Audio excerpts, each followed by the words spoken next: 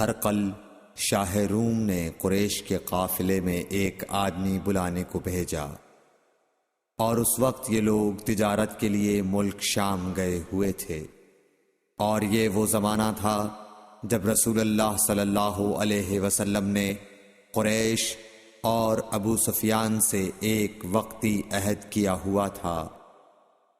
جب ابو سفیان اور دوسرے لوگ ہرقل کے پاس ایلیا پہنچے جہاں ہرقل نے دربار طلب کیا تھا، اس کے گرد روم کے بڑے بڑے لوگ، علماء، وزراء و امراء بیٹھے ہوئے تھے۔ ہرقل نے ان کو اور اپنے ترجمان کو بلوایا، پھر ان سے پوچھا کہ تم میں سے کون شخص مدعی رسالت کا زیادہ قریبی عزیز ہے؟ ابو سفیان کہتے ہیں کہ میں بول اٹھا کہ میں اس کا سب سے زیادہ قریبی رشتہ دار ہوں۔ یہ سن کر ہرقل نے حکم دیا کہ اس ابو سفیان کو میرے قریب لا کر بٹھاؤ اور اس کے ساتھیوں کو اس کی پیٹھ کے پیچھے بٹھا دو۔ پھر اپنے ترجمان سے کہا کہ ان لوگوں سے کہہ دو کہ میں ابو سفیان سے اس شخص یعنی محمد صلی اللہ علیہ وسلم کے حالات پوچھتا ہوں، اگر یہ مجھ سے کسی بات میں جھوٹ بول دے تو تم اس کا جھوٹ ظاہر کر دینا۔ ابو سفیان کا قول ہے کہ خدا کی قسم اگر مجھے یہ غیرت نہ آتی کہ یہ لوگ مجھ کو جھٹلائیں گے تو میں آپ صلی اللہ علیہ وسلم کی نسبت ضرور غلط گوئی سے کام لیتا۔ خیر، پہلی بات جو ہرقل نے مجھ سے پوچھی وہ یہ کہ اس شخص کا خاندان تم لوگوں میں کیسا ہے؟ میں نے کہا وہ تو بڑے اونچے عالی نسب والے ہیں۔ کہنے لگا اس سے پہلے بھی کسی نے تم لوگوں میں ایسی بات کہی تھی؟ میں نے کہا نہیں۔ کہنے لگا اچھا اس کے بڑوں میں کوئی بادشاہ ہوا ہے؟ میں نے کہا نہیں۔ پھر اس نے کہا بڑے لوگوں نے اس کی پیروی اختیار کی ہے یا کمزوروں نے؟ میں نے کہا نہیں، کمزوروں نے۔ پھر کہنے لگا اس کے تابعدار روز بڑھتے جاتے ہیں یا کوئی ساتھی پھر بھی جاتا ہے؟ میں نے کہا نہیں۔ کہنے لگا کیا اپنے اس دعوی نبوت سے پہلے کبھی کسی بھی موقع پر اس نے جھوٹ بولا ہے؟ میں نے کہا نہیں، اور اب ہماری اس سے صلح کی ایک مقررہ مدت ٹھہری ہوئی ہے، معلوم نہیں وہ اس میں کیا کرنے والا ہے۔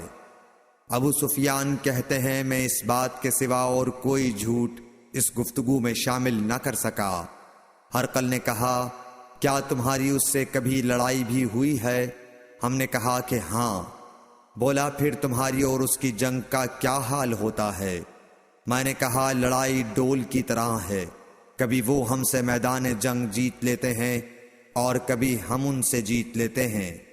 ہرقل نے پوچھا وہ تمہیں کس بات کا حکم دیتا ہے؟ میں نے کہا وہ کہتا ہے کہ صرف ایک اللہ ہی کی عبادت کرو، اس کا کسی کو شریک نہ بناؤ، اور اپنے باپ دادا کی شرک کی باتیں چھوڑ دو، اور ہمیں نماز پڑھنے، سچ بولنے، پرہیزگاری اور صلہ رحمی کا حکم دیتا ہے۔ یہ سب سن کر پھر ہرقل نے اپنے ترجمان سے کہا کہ ابو سفیان سے کہہ دے کہ میں نے تم سے اس کا نسب پوچھا تو تم نے کہا کہ وہ ہم سے عالی نسب ہے، اور پیغمبر اپنی قوم میں عالی نسب ہی بھیجے جایا کرتے ہیں۔ میں نے تم سے پوچھا کہ دعوی نبوت کی یہ بات تمہارے اندر اس سے پہلے کسی اور نے بھی کہی تھی؟ تو تم نے جواب دیا کہ نہیں۔ تب میں نے اپنے دل میں کہا کہ اگر یہ بات اس سے پہلے کسی اور نے کہی ہوتی تو میں سمجھتا کہ اس شخص نے بھی اسی بات کی تقلید کی ہے جو پہلے کہی جا چکی ہے۔ میں نے تم سے پوچھا کہ اس کے بڑوں میں کوئی بادشاہ بھی گزرا ہے؟ تو تم نے کہا کہ نہیں۔ تو میں نے دل میں کہا کہ ان کے بزرگوں میں سے کوئی بادشاہ ہوا ہوگا تو کہہ دوں گا کہ وہ شخص اس بہانے اپنے آباء و اجداد کی بادشاہت اور ان کا ملک دوبارہ حاصل کرنا چاہتا ہے۔ اور میں نے تم سے پوچھا کہ اس بات کے کہنے یعنی پیغمبری کا دعویٰ کرنے سے پہلے تم نے کبھی اس کو دروغ گوئی کا الزام لگایا ہے؟ تم نے کہا کہ نہیں۔ تو میں نے سمجھ لیا کہ جو شخص آدمیوں کے ساتھ دروغ گوئی سے بچے وہ اللہ کے بارے میں کیسے جھوٹی بات کہہ سکتا ہے۔ اور میں نے تم سے پوچھا کہ بڑے لوگ اس کے پیرو ہوتے ہیں یا کمزور آدمی؟ تم نے کہا کمزوروں نے اس کی اتباع کی ہے۔ تو دراصل یہی لوگ پیغمبروں کے متبعین ہوتے ہیں۔ اور میں نے تم سے پوچھا کہ اس کے ساتھی بڑھ رہے ہیں یا کم ہو رہے ہیں؟ تم نے کہا کہ وہ بڑھ رہے ہیں، اور ایمان کی کیفیت یہی ہوتی ہے حتیٰ کہ وہ کامل ہو جاتا ہے۔ اور میں نے تم سے پوچھا کہ آیا کوئی شخص اس کے دین سے ناخوش ہو کر مرتد بھی ہو جاتا ہے؟ تم نے کہا نہیں۔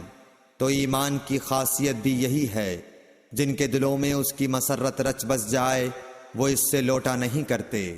اور میں نے تم سے پوچھا کہ آیا وہ کبھی عہد شکنی کرتے ہیں؟ تم نے کہا نہیں۔ پیغمبروں کا یہی حال ہوتا ہے، وہ عہد کی خلاف ورزی نہیں کرتے۔ اور میں نے تم سے کہا کہ وہ تم سے کس چیز کے لیے کہتے ہیں؟ تم نے کہا کہ وہ ہمیں حکم دیتے ہیں کہ اللہ کی عبادت کرو، اس کے ساتھ کسی کو شریک نہ ٹھہراؤ، اور تمہیں بتوں کی پرستش سے روکتے ہیں، سچ بولنے اور پرہیزگاری کا حکم دیتے ہیں۔ لہٰذا اگر یہ باتیں جو تم کہہ رہے ہو سچ ہیں تو ان قریب وہ اس جگہ کا مالک ہو جائے گا کہ جہاں میرے یہ دونوں پاؤں ہیں۔ مجھے معلوم تھا کہ وہ پیغمبر آنے والا ہے، مگر مجھے یہ معلوم نہیں تھا کہ وہ تمہارے اندر ہوگا۔ اگر میں جانتا کہ اس تک پہنچ سکوں گا تو اس سے ملنے کے لیے ہر تکلیف گوارا کرتا۔ اگر میں اس کے پاس ہوتا تو اس کے پاؤں دھوتا۔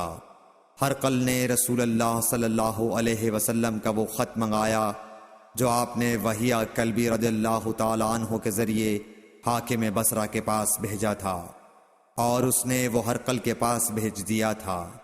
پھر اس کو پڑھا تو اس میں لکھا تھا، اللہ کے نام کے ساتھ جو نہایت مہربان اور رحم والا ہے۔ اللہ کے بندے اور اس کے پیغمبر محمد صلی اللہ علیہ وسلم کی طرف سے یہ خط ہے شاہ روم کے لیے۔ اس شخص پر سلام ہو جو ہدایت کی پیروی کرے۔ اس کے بعد میں آپ کے سامنے دعوت اسلام پیش کرتا ہوں۔ اگر آپ اسلام لے آئیں گے تو دین و دنیا میں سلامتی نصیب ہوگی، اللہ آپ کو دوہرا ثواب دے گا۔ اور اگر آپ میری دعوت سے روگردانی کریں گے تو آپ کی رعایا کا گناہ بھی آپ ہی پر ہوگا۔ اور اے اہل کتاب، ایک ایسی بات پر آ جاؤ جو ہمارے اور تمہارے درمیان یکساں ہے، وہ یہ کہ ہم اللہ کے سوا کسی کی عبادت نہ کریں اور کسی کو اس کا شریک نہ ٹھہرائیں، اور نہ ہم میں سے کوئی کسی کو خدا کے سوا اپنا رب بنائے۔ پھر اگر وہ اہل کتاب اس کتاب سے منہ پھیر لیں تو مسلمانوں، تم ان سے کہہ دو کہ تم مانو یا نہ مانو، ہم ایک خدا کے اطاعت گزار ہیں۔ ابو سفیان کہتے ہیں، جب ہرقل نے جو کچھ کہنا تھا کہہ دیا اور خط پڑھ کر فارغ ہوا تو اس کے ارد گرد بہت شور و غوغا ہوا، بہت سی آوازیں اٹھیں اور ہمیں باہر نکال دیا گیا۔ تب میں نے اپنے ساتھیوں سے کہا کہ ابو کبشہ کے بیٹے حضرت صلی اللہ علیہ وسلم کا معاملہ تو بہت بڑھ گیا۔ دیکھو تو اس سے بنی اصفر روم کا بادشاہ بھی ڈرتا ہے۔ مجھے اس وقت سے اس بات کا یقین ہو گیا کہ حضور صلی اللہ علیہ وسلم ان قریب غالب ہو کر رہیں گے، حتیٰ کہ اللہ نے مجھے مسلمان کر دیا۔ راوی کا بیان ہے کہ ابن ناطور ایلیا کا حاکم ہرقل کا مصاحب اور شام کے نصارہ کا لاٹ پادری بیان کرتا تھا کہ ہرقل جب ایلیا آیا ایک دن صبح کو پریشان اٹھا تو اس کے درباریوں نے دریافت کیا کہ آج ہم آپ کی حالت بدلی ہوئی پاتے ہیں، کیا وجہ ہے؟ ابن ناطور کا بیان ہے کہ ہرقل نجومی تھا، علم نجوم میں وہ پوری مہارت رکھتا تھا۔ اس نے اپنے ہم نشینوں کو بتایا کہ میں نے آج رات ستاروں پر نظر ڈالی تو دیکھا کہ ختنہ کرنے والوں کا بادشاہ ہمارے ملک پر غالب آ گیا ہے۔ بھلا اس زمانے میں کون لوگ ختنہ کرتے ہیں؟ انہوں نے کہا کہ یہود کے سوا کوئی ختنہ نہیں کرتا، سو ان کی وجہ سے پریشان نہ ہوں۔ سلطنت کے تمام شہروں میں یہ حکم لکھ بھیجیے کہ وہاں جتنے یہودی ہوں سب قتل کر دیے جائیں۔ وہ لوگ انہی باتوں میں مشغول تھے کہ ہرقل کے پاس ایک آدمی لایا گیا جسے شاہ غسان نے بھیجا تھا۔ اس نے رسول اللہ صلی اللہ علیہ وسلم کے حالات بیان کیے۔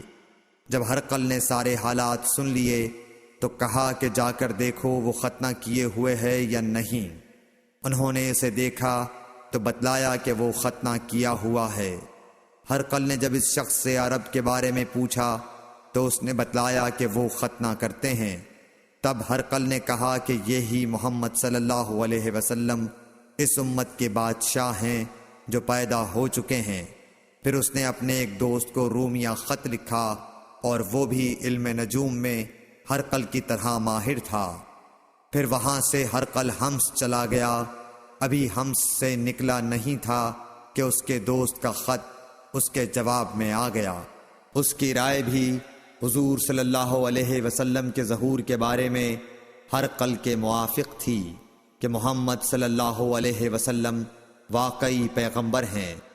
اس کے بعد ہرقل نے روم کے بڑے آدمیوں کو اپنے حمص کے محل میں طلب کیا اور اس کے حکم سے محل کے دروازے بند کر لیے گئے۔